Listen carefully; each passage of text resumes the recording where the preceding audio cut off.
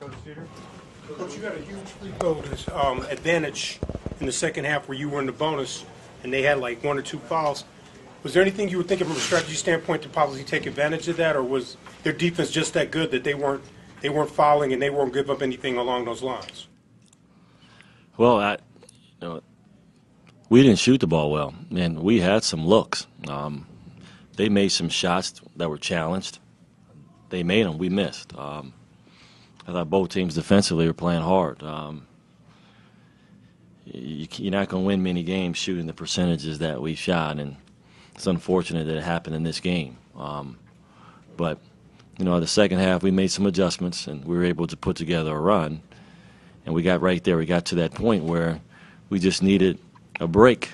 And you make your breaks either with a play, a shot goes in, a free throw, and we got the ball inside. I can remember the play clearly, just bounced around the rim and comes out. And then they come down and hit a shot. And it's what we saw Butler against Cleveland State.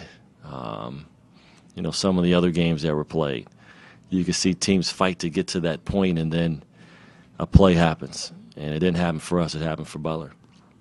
When did you start getting concerned in the first half? And how do you get your team to not be concerned and focusing on what's not going in? Concern never really entered my mind. And we've been through a lot, and we've been down before, and there was no sense of panic at that time. It was just really getting these guys to have some fun. We got to this point, let's enjoy the moment, and we just seemed to be we kind of had that look on our face like, okay, when is it going to happen? Hey, just trust the next one's going to go. And we never really found that in the first half, but we got there the second half, and just couldn't get that over the hump, get the ball just over the rim just one more time. I mean, the crowd was incredible. Timeouts were being called, but we just never made that next play. We needed one more play. Rob, talk about the situation there with Kalen and the 10-second call. Was he a little gimpy? Was he looking for something to happen there, or is it just one of those plays that you just don't want to talk about? Well, there was a conversation. Clearly he was a little, I've seen the whistle blow in that situation to give we have the basketball. So if he's a little hurt, then blow the whistle. Okay, you're okay. It happened later in the game. Van Zandt, Butler has the ball. He's down. He's cramping. Timeout's called. It's unfortunate that it happened that way. And Rick Hartz was a great official. I didn't have any problems. Okay, it happened. But, there's a lot of ways it could have. I'm just upset that I was talking to our team and I didn't look over to the clock where I'd have called timeout. But I was looking down at our team, and that was probably a mistake on my end more than any, because I usually keep an eye on that. I'd have called the timeout if I needed to, but I was talking to our team. How do you get this team to regroup now? Like you said, there's an NIT. Well, yeah, it's not going to be difficult. We're excited to be at this point. They're very disappointed, not discouraged, but disappointed. We fought hard. Butler played extremely well. They move on to the NCAA tournament. We can hope that maybe we'll get that call, maybe not. But we do know that we earned the NIT bid because we put ourselves in a position to be the #1 seed in this league.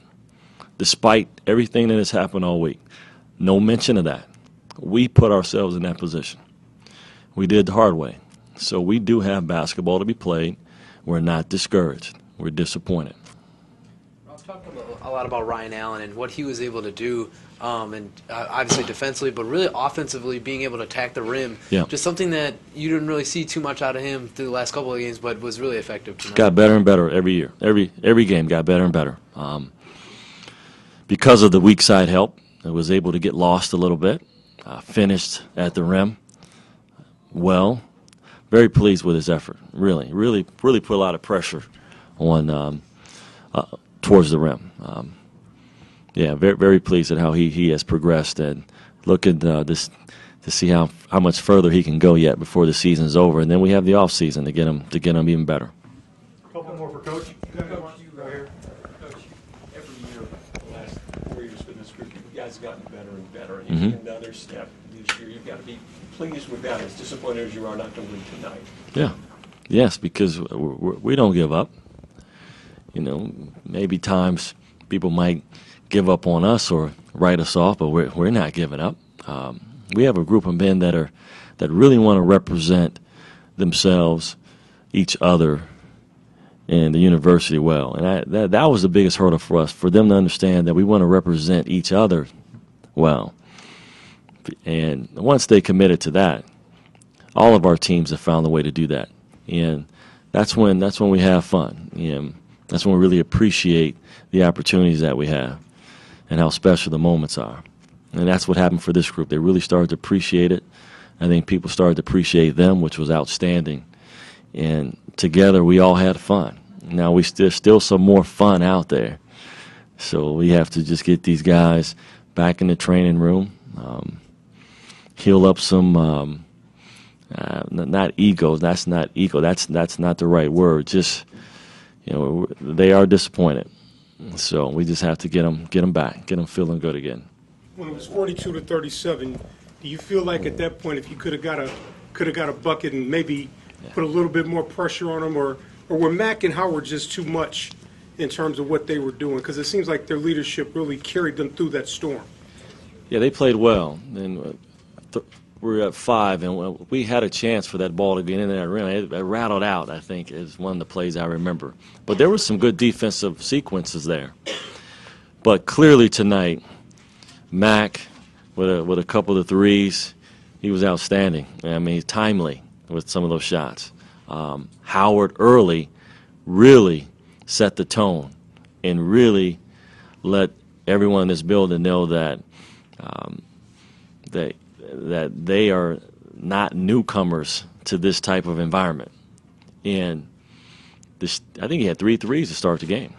Really imposed his will, and Mack did an outstanding job. Yep. Thanks, Coach.